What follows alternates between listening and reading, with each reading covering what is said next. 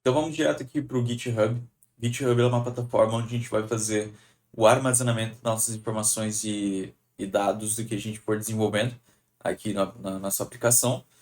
Vai ser uma aplicação focada 100% no front-end, e vamos montar ela aqui no nosso GitHub. Por que que o GitHub ele é importante?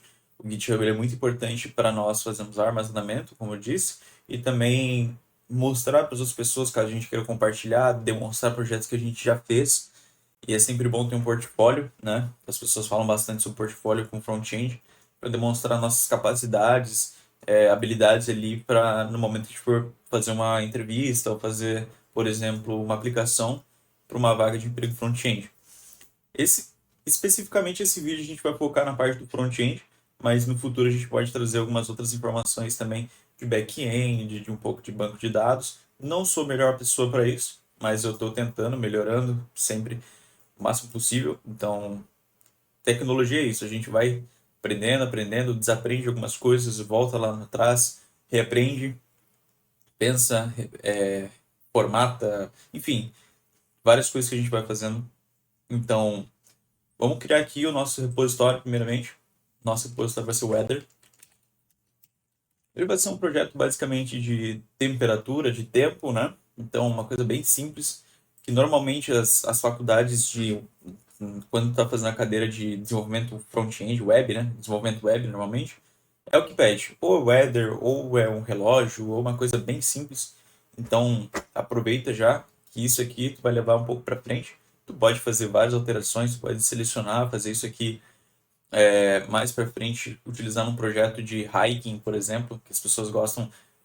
Preciso fazer alguma coisa na rua? Ah, preciso garantir que naquele dia não esteja chovendo. Óbvio, né? Não é você que manda, mas eu tenho que garantir que a informação que o tempo vai estar correta. Então, o Weather ele pode ser utilizado como um componente no futuro.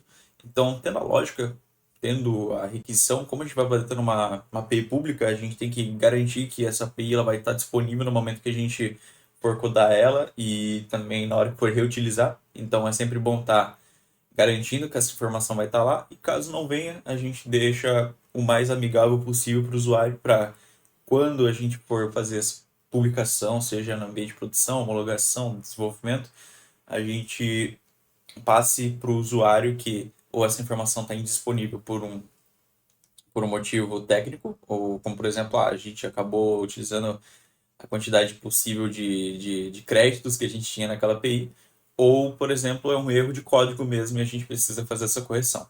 Então, voltando aqui para a parte do GitHub, vamos criar aqui o nosso header, description, public, private.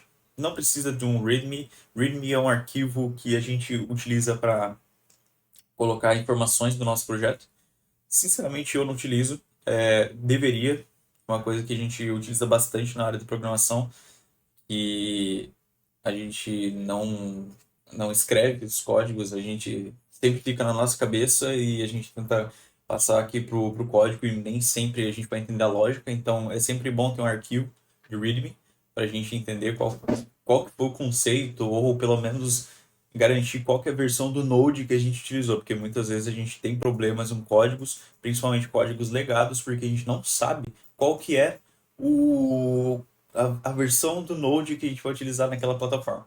Então, isso aqui garante que a gente tenha informações sobre o projeto, sem ter que ficar perguntando para amiguinho e falar, ah, pô, preciso de uma ajuda aqui e tal. Isso aqui já garante um pouco mais de autorresponsabilidade, né?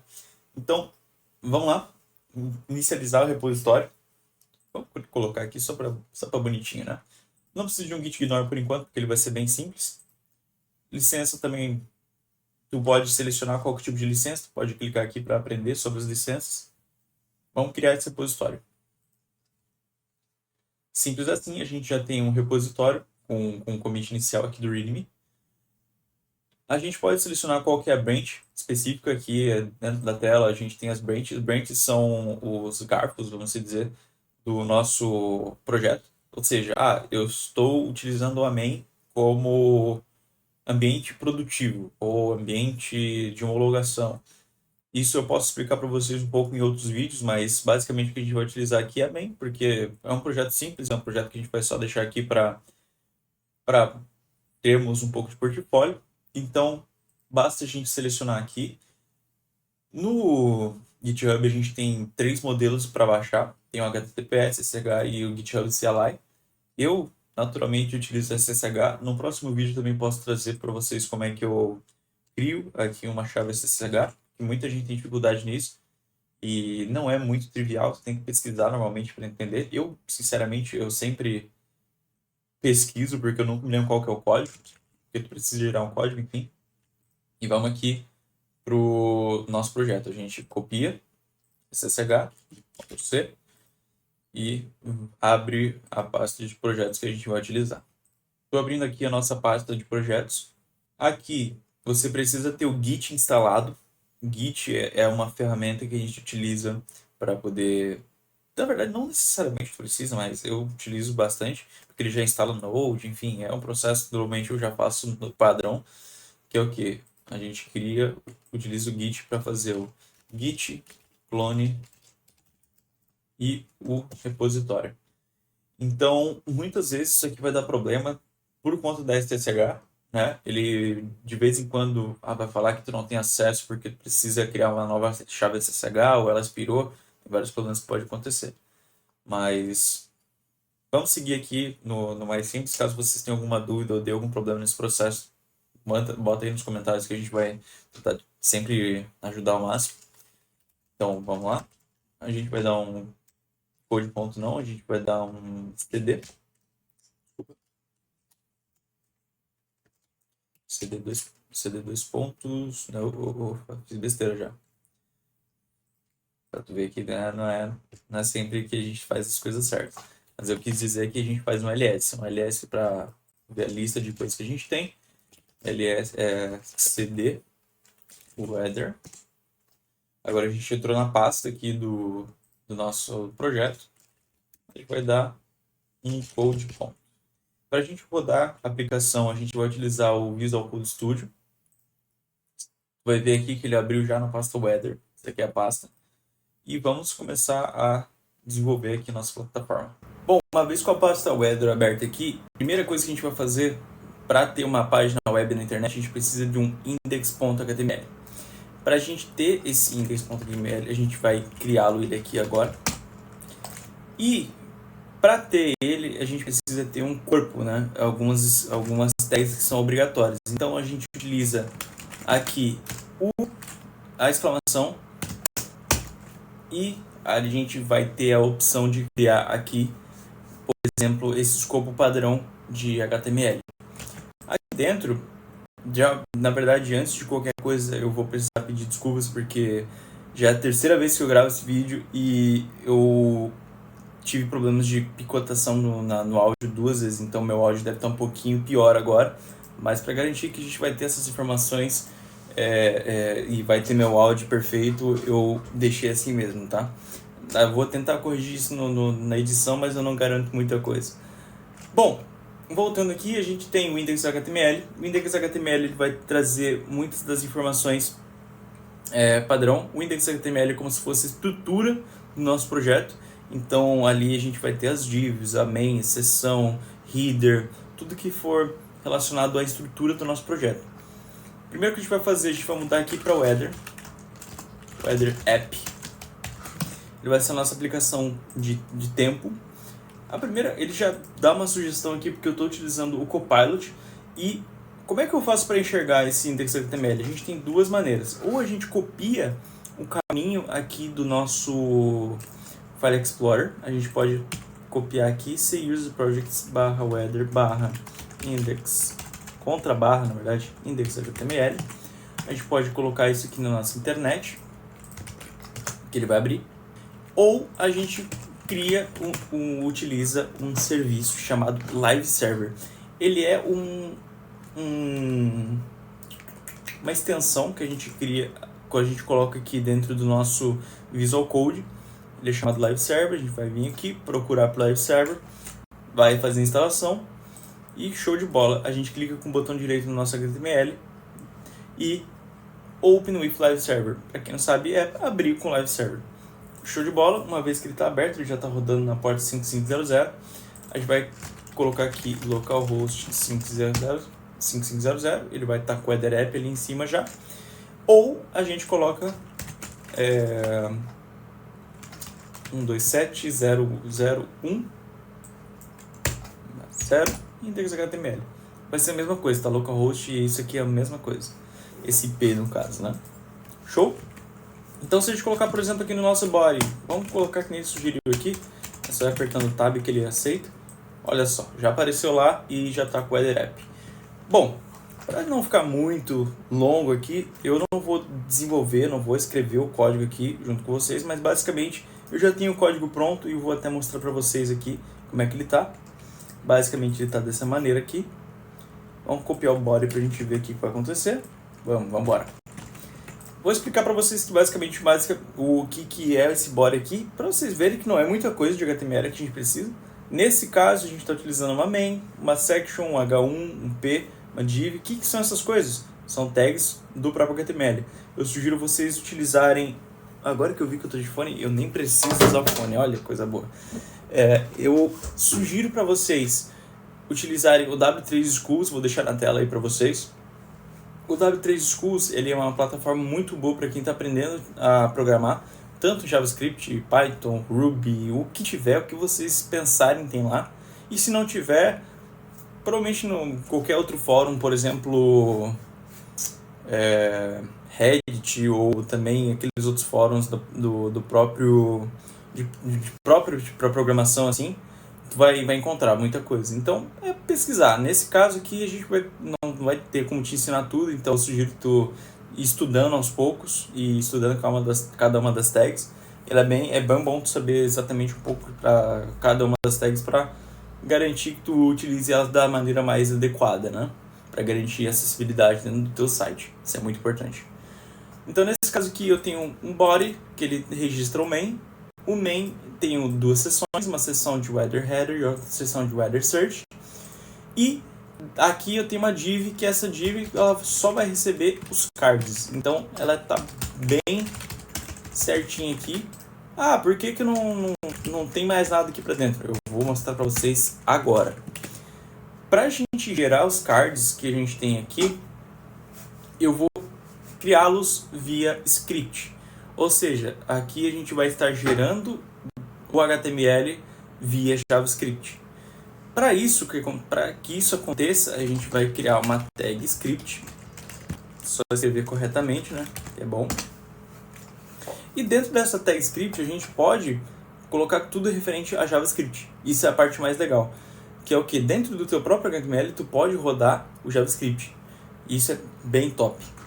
Normalmente não se faz isso. A gente só instancia o JavaScript aqui em cima, por exemplo, no meta. Mais ou menos como ele sugere aqui para fazer com styles. E a mesma coisa para o JavaScript. Eu já até deixei aqui porque eu vou utilizar aqui para mais para frente. Mas para poder conectar o teu styles.css arquivo, tu precisa utilizar a tag link. Então vai ser style sheets que vai ter o href styles css. Aqui eu posso até colocar o ponto barra css porque ele vai estar aqui na mesma pasta. Então eu já vou criar o style.css. Opa, escrevi errado. Style.css ele vai ter todas as informações de CSS da nossa tela. Perfeito. Voltando aqui para a parte de script, o que eu posso fazer aqui, por exemplo? Eu posso... aqui ele sugerir alguma coisa já o Copilot, mas eu não vou utilizar muito o que ele está sugerindo, não. Eu vou criar uma função getWeather, que nem sugerindo aqui, weather, ou pode ser até fetchWeather.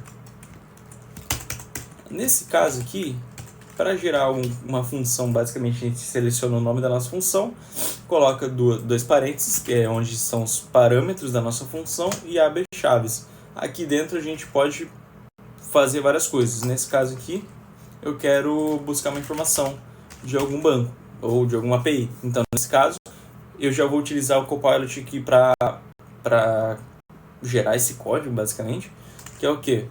Ele busca HTTP API OpenMetal, que é a nossa API pública que a gente está utilizando, para buscar os dados de informação aqui da nossa API, né? Então aqui, A única coisa que a gente vai mudar, eu até tenho, na verdade, essa fetch, eu vou até copiar aqui para ficar mais fácil para mim, que é o quê? Eu vou copiar esse cara aqui. Puta, mas ele tá diferente. Tá diferente. Vamos fazer o seguinte, então, vamos comparar. Ali é o projeto já pronto, já finalizado, para facilitar aqui no nosso, aqui na nossa aula, praticamente. Que é o quê? Eu tô fazendo um fetch. Não precisa nem dessa porra desse nome aqui. Desculpa, não pode xingar. Mas enfim, não precisa nem desse nome aqui. Fetch data. Nossa função. Ela precisa ser uma função assíncrona, porque nesse caso a gente está utilizando o await, né? Então ele busca, espera buscar, busca próximo, espera buscar, busca próximo. Basicamente é isso que o async await faz, mas de uma maneira muito mal e porcamente explicada.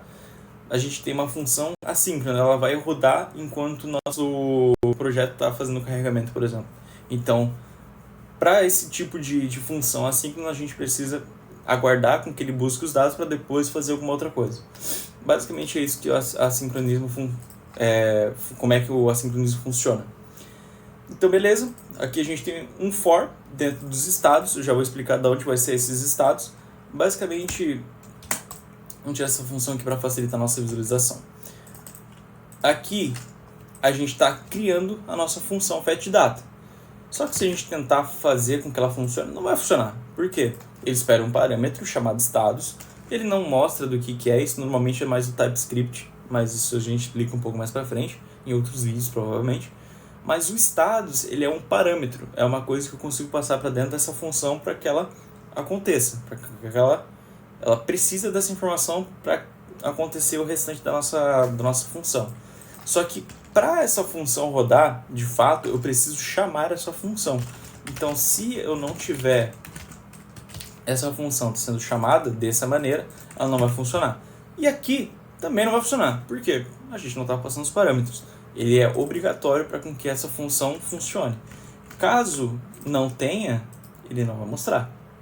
Ó, se a gente vier aqui no F12, se a gente aperta F12 ou aperta o botão direito em inspecionar e for no console, ver os problemas que estão acontecendo, ele vai falar: putz, status não é iterável. Por quê? Por que status não é iterável?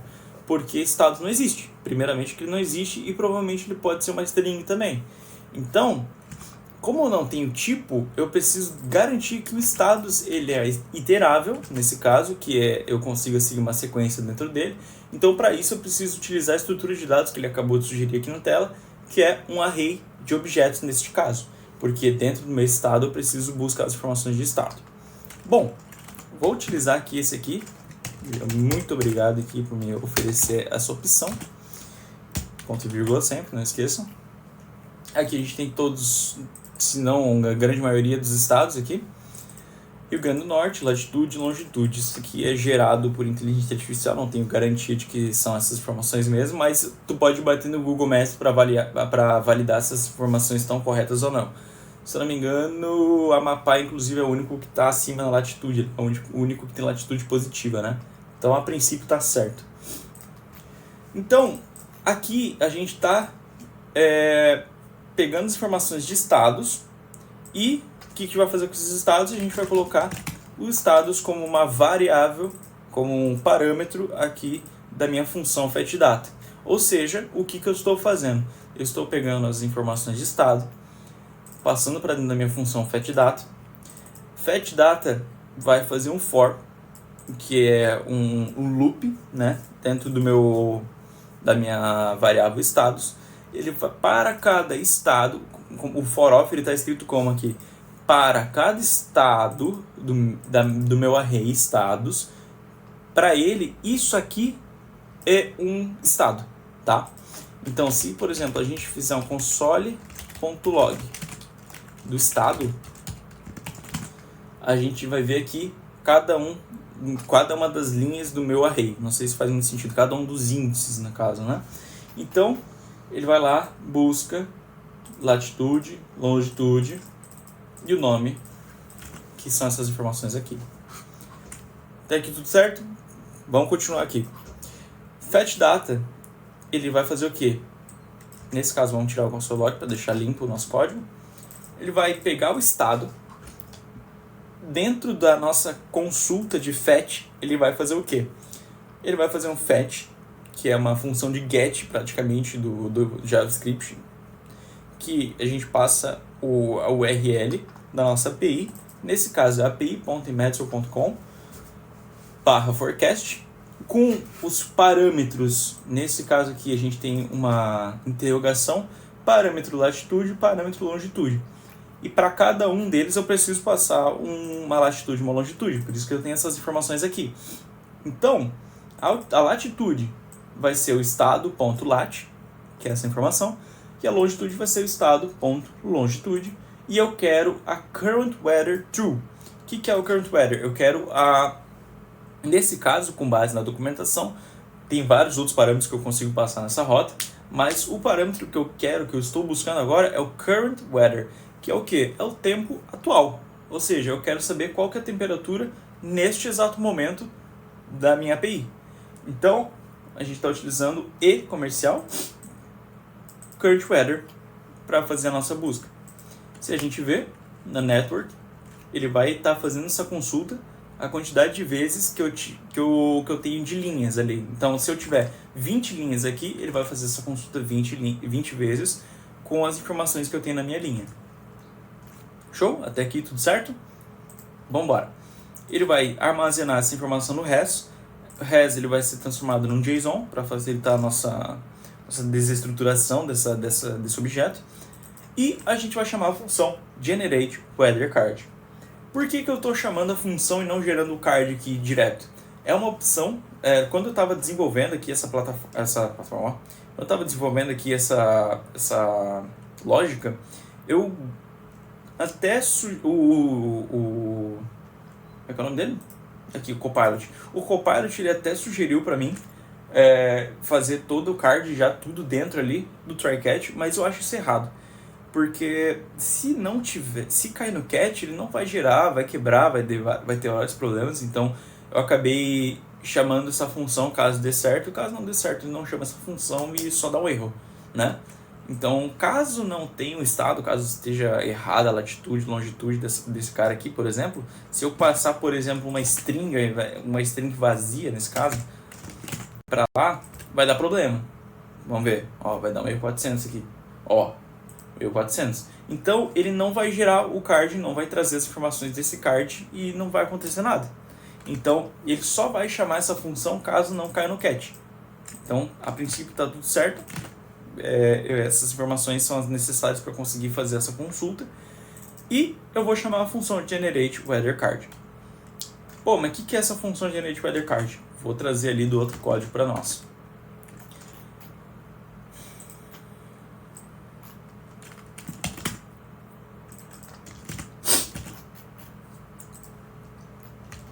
Bom, tá aqui a função GenerateWeatherCard. Ela é uma função que ela é específica para buscar as informações e criar o card através das informações que a gente tem. Então a única responsabilidade dela é criar o card.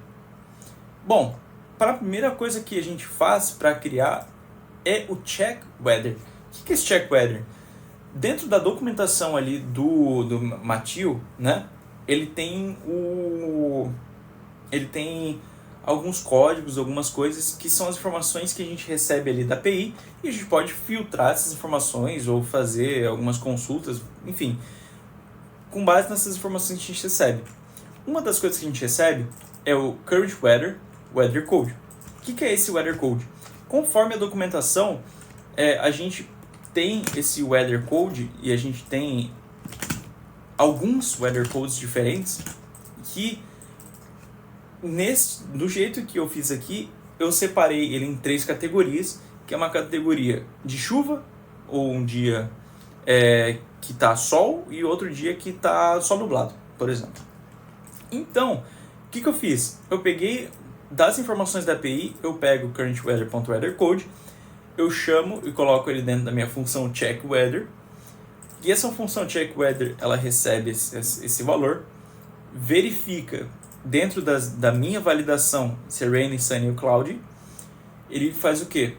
Ele verifica se o weather code que está daquela linha ela está inclusa dentro do meus arrays aqui. Caso esteja incluso, ele vai retornar true. Caso não esteja incluso, ele vai retornar false. Então, no final das contas, ele vai me retornar um objeto que vai verificar. Ah, tá no 2. Tá chovendo? Não tá chovendo porque não tá aqui. Tá ensolarado? Tá ensolarado? Não, porque o 2 também não tá no Sunny Code. Ele tá nublado, nesse caso? Sim, ele tá nublado. Então, o que ele vai fazer? Ele vai me retornar is raining, false, is sunny, false, is cloudy, true. Top! Neste contexto, ele, caso venha adicionar novos códigos, ele vai estar todo formatado aqui dessa maneira aqui que eu fiz, ele vai estar tudo manual, ou seja, vai precisar fazer uma atualização. Então, o que eu fiz aqui foi o quê? Garantir que caso não tenha nem o is raining, nem is sunny, nem is cloudy, ele tenha um valor default. Ou seja, eu vou precisar fazer uma atualização. Não é escalável, não é a melhor maneira de se desenvolver essa parada, mas foi a maneira que eu consegui chegar, que é o mais convincente para mim nesse momento. Isso é um problema? É um problema, porque ele não é escalável caso aconteça de adicionar novos status, enfim, caso venha adicionar novas coisas, pode ter chance de quebrar e eu vou ter que fazer uma manutenção. Show! O meu header, se a gente ver aqui, ele vai me retornar um true, true, false, por exemplo, ou um false, false, true, no caso. Então, eu instanciei 3 variáveis, a variável weatherClass, weatherText e weatherIcon, que conforme vai vir o true ou false ali, como vai ser exclusivo sempre vai ser um dos 3, nunca vai ser os 3, ele vai sempre aplicar essa regra aqui. Caso ele seja 1, ele vai ser alguma coisa. Nesse caso, eu separei em class text icon. Se estiver chovendo, ele vai adicionar uma classe de chuvinha, texto chuvoso e o ícone de chuva. Então isso vai acontecer para todos.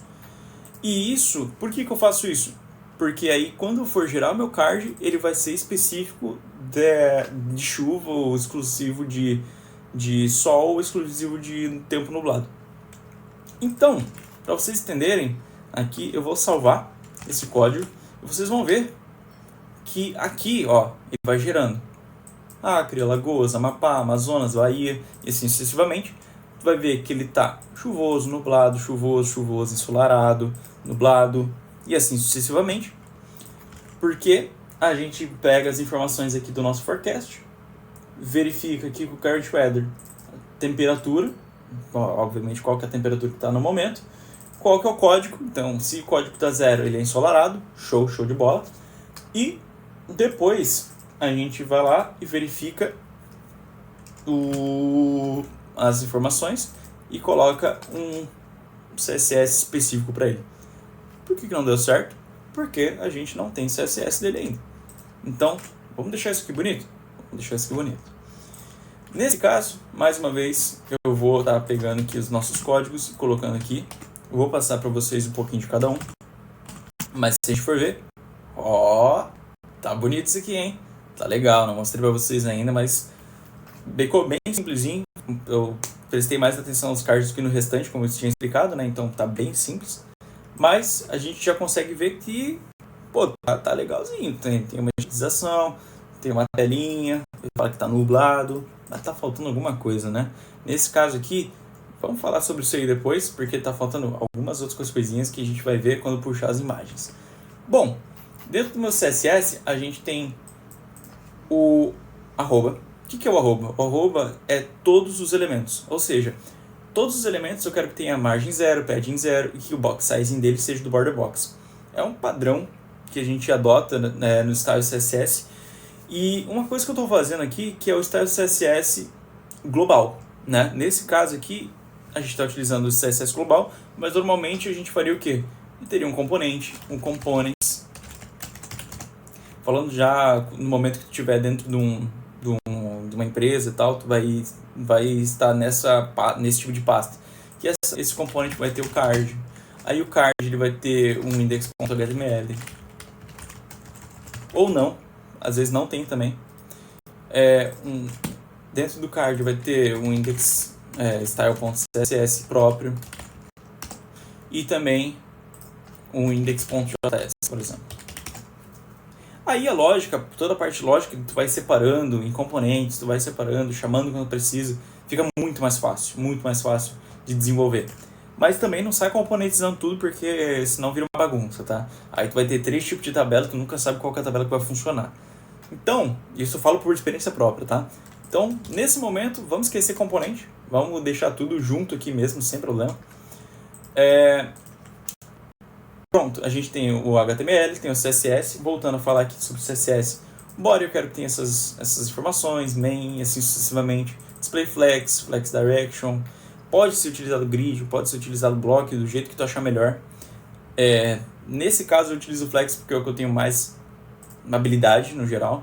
E uma coisa que vai acontecer com vocês, que é essa questão aqui do Sunny, Cloud, isso aqui ele tem um nome específico, eu não me lembro exatamente qual que é o nome agora, mas é uma coisa que ele vai mudar só caso exista esse traço Sunny ou traço Cloud que eu coloquei aqui agora. Por exemplo, aqui, se tu for ver, eu estou buscando por todas as classes e eu coloco um CSS referente àquela classe para aquele elemento. Ou seja, todo elemento que tiver a classe WeatherCard vai ter isso aqui. Poderia deixar mais específico, por exemplo, todo parágrafo que tiver a classe WeatherCard, poderia, mas não é o que eu quero deixar bem genérico assim mesmo, para vocês entenderem com mais facilidade.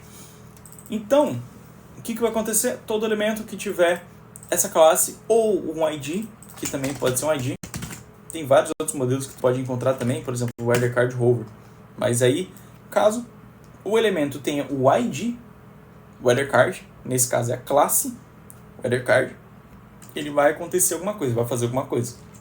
Então, aqui, nesse caso, uma coisa que eu gostaria de compartilhar com vocês é o quê? Todos os meus cards, eles vão ter um padrão de tamanho, da fonte, do espaçamento. Então, a única coisa que muda entre um card Sunny e um card Cloud é a cor do texto e a cor do card. Então, o que eu faço? Eu crio uma classe, ela vai ser uma classe WeatherCard Temperature, e essa classe WeatherCard Temperature, ela vai receber isso aqui. Vou demonstrar para vocês para ficar mais fácil. Aqui, todos esses meus elementos, ele vai ser o WeatherCard Temperature.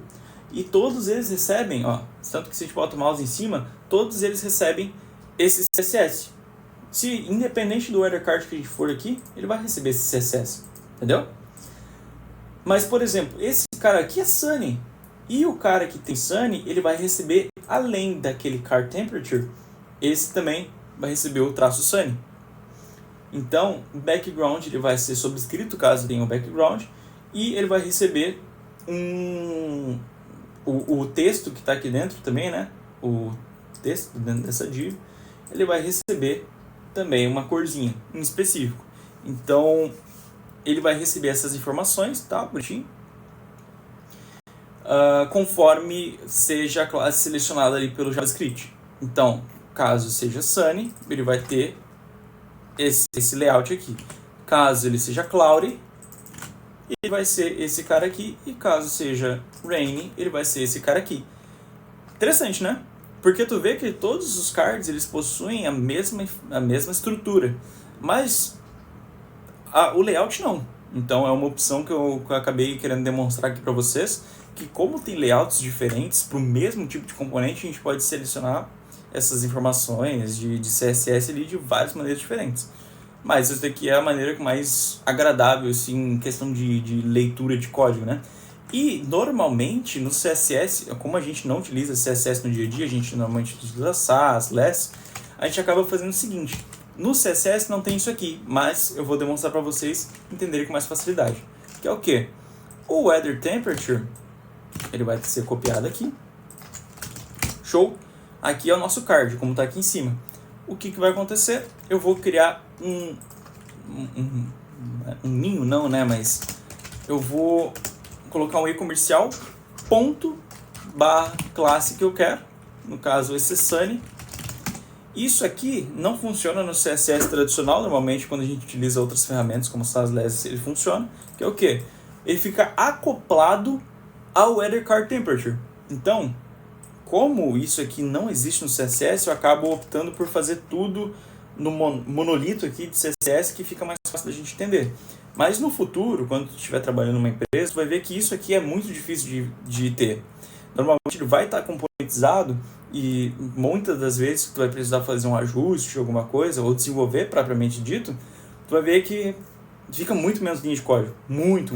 Porque se tu vê, tem muita linha de código aqui, e só porque eu preciso ter todo esse trabalho de ficar colocando várias vezes, aí ali ficaria muito mais fácil colocar só o Sunny e tal, tudo dentro do escopo ali do Weather Card Temperature. Não sei se vocês entenderam o que eu quis dizer, mas basicamente vai facilitar muito a vida. O style.css normalmente não é utilizado. É só utilizado mesmo para o index.html para gerar a primeira página. É bem tranquilo. Mas enfim, continuando aqui, tá faltando alguma coisa. Tá faltando nossas imagens, né? Então, vamos só trazer nossas imagens. A última coisa que falta aqui pra gente. Vou copiar aqui e colar aqui novamente. Todas essas imagens vão estar disponíveis no nosso repositório. Então, vai conseguir buscar elas ali. Eu gerei, peguei de internet, enfim. Sempre dá crédito, né? É bom dar crédito para as pessoas que fizeram essas artes, né? Mas eu acabei esquecendo aqui de fazer. Não conta para ninguém, tá? Bom, agora que a gente tem as imagens, voilá. Isso aqui é o processamento aqui das informações, e ele vai gerando todos os carinhas aqui pra gente. Se a gente vê agora aqui, por exemplo, a gente tem o Rio de Janeiro, Rio Grande do Norte, mas não tem o Rio Grande do Sul, não tem Porto Alegre, não tem Santa Catarina. Deixa eu terminar de preencher essas informações aqui. Vou pegar aqui, ó.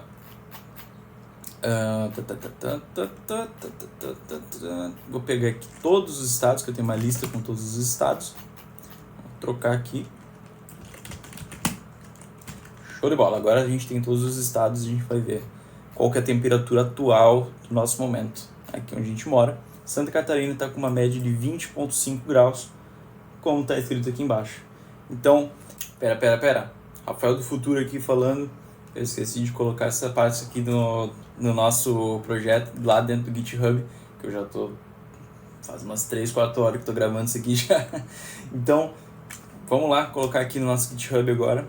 É coisa bem rápida. A gente vai vir aqui no nosso projeto Weather. Voltando nele aqui. Vocês vão ver que vai estar tudo verdinho aqui. Caso você esteja conectado aqui a uma branch, já no caso ele vai ter aqui embaixo qualquer branch. Aqui é bem fácil. Como é que funciona? É como se fosse uma entrega. A gente está primeiro abrindo o pacote, colocando as coisas dentro do pacote e enviando para o nosso repositório. Então, para isso acontecer, a gente vai ver quais são as informações que a gente adicionou. Nesse caso, a gente tem o images, index.html e styles.css.